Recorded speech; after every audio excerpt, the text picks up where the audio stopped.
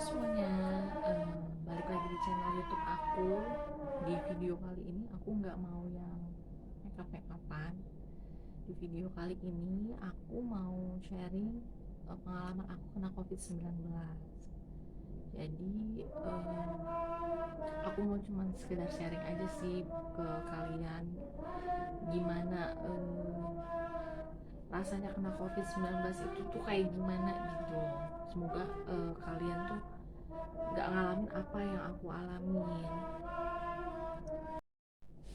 Nah, jadi awalnya aku kena COVID itu mulai mulai munculnya gejala itu tanggal 24 Januari 2021.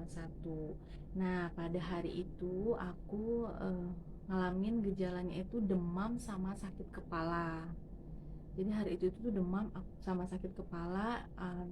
Aku hari itu juga aku langsung konsumsi obat yang ada di rumah.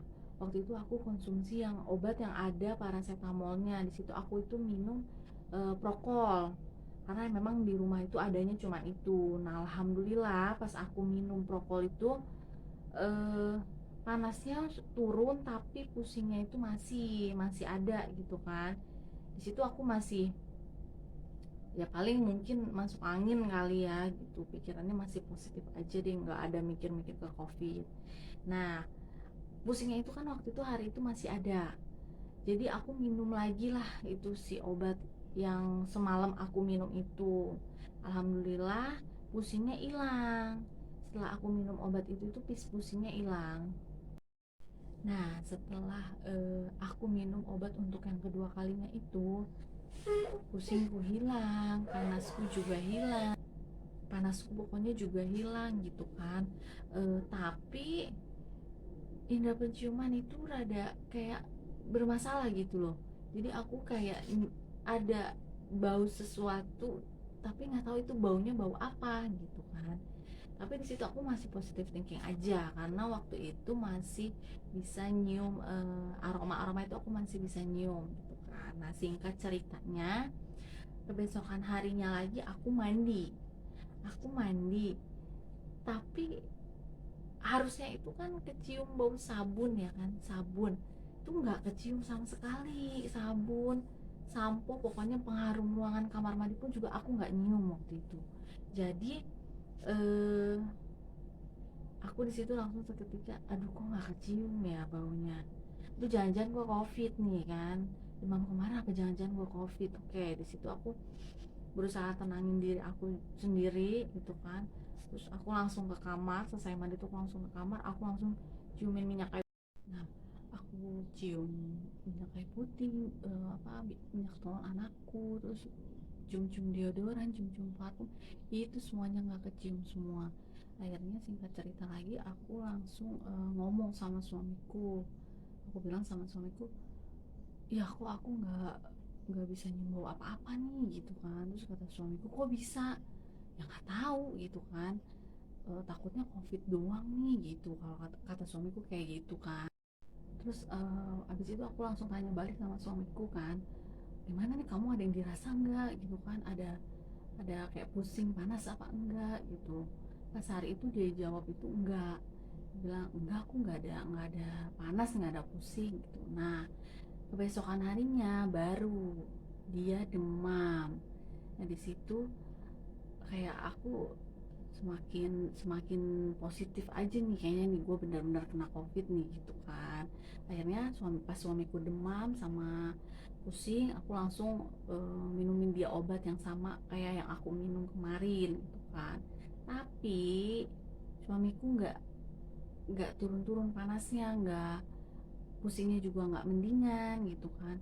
Wah, kayaknya makin hari dia itu makin buruk pokoknya. Dan saat itu juga aku memutuskan untuk eh, pergi ke rumah sakit buat periksa, kita berdua tuh periksa pokoknya ke rumah sakit. Nah, pas udah sampai kita di rumah sakit itu, aku langsung ke IGD. Waktu itu aku ketemu dokternya langsung, pokoknya eh, bilang keluhannya semua aku sampein ke dokternya, semua keluhan aku pokoknya aku sampein gitu kan. Keluhan suamiku juga sama disampein juga. Terus kita diperiksa segala macam. Terus akhirnya dokternya mutusin buat kita cek darah, ronsen toraks sama antigen waktu itu. Nah akhirnya aku lakuin semuanya. Terus kita tunggu juga hasilnya hari itu juga gitu kan. Pas hasilnya keluar, terus aku langsung nemuin dokternya lagi dan memang hasilnya ya positif gitu kan. Ya di situ sih aku sama suamiku udah nggak kaget sih gitu kan, karena emang udah penciuman udah nggak ada gini kan, panas segala macam, ya udah aja kita pasrah aja gitu.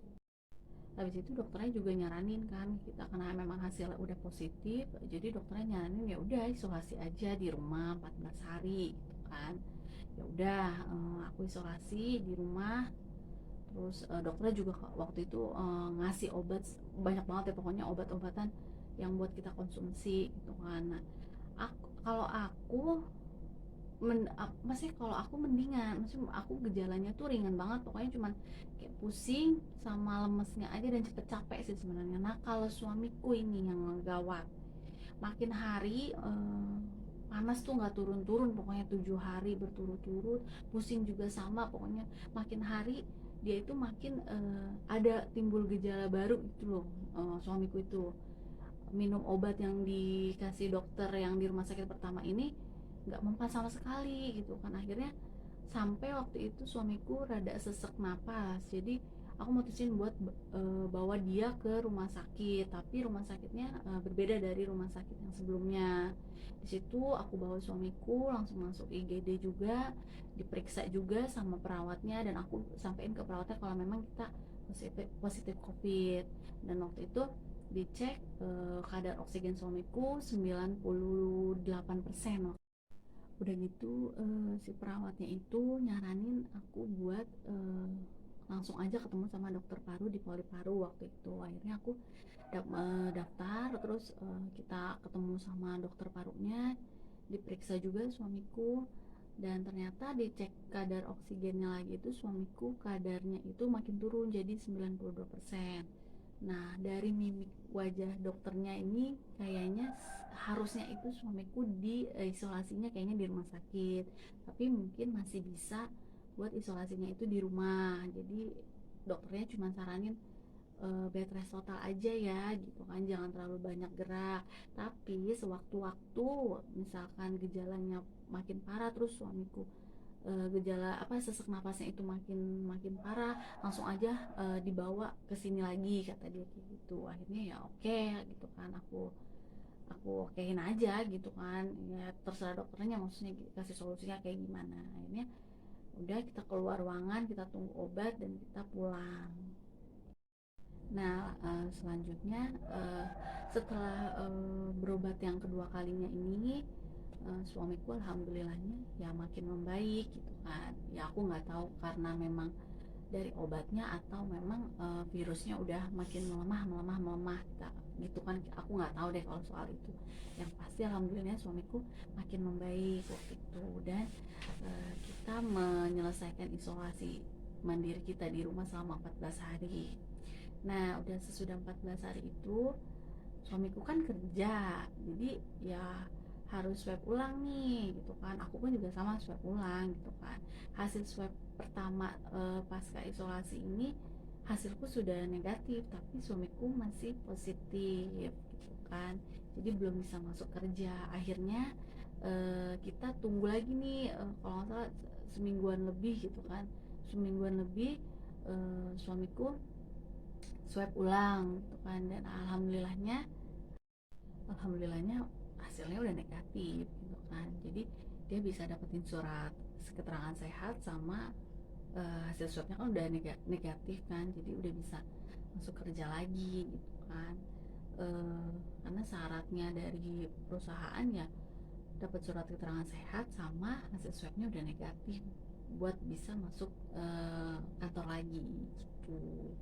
Jadi ya udah alhamdulillah kita semua sekarang udah sehat sih gitu kan. Jadi pesan aku buat teman-teman di rumah, tetap jaga kesehatan, patuhi protokol kesehatan biar kalian nggak kena corona gitu kan, karena nggak enak banget kalau kena covid. Satu ya kita takut ya kan, takut kenapa-kenapa kitanya, yang kedua ya keuangan pun juga pasti terkuras gitu.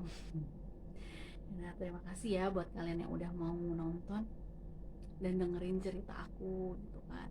Semoga kalian sehat terus. Sampai jumpa di video selanjutnya. Terima kasih.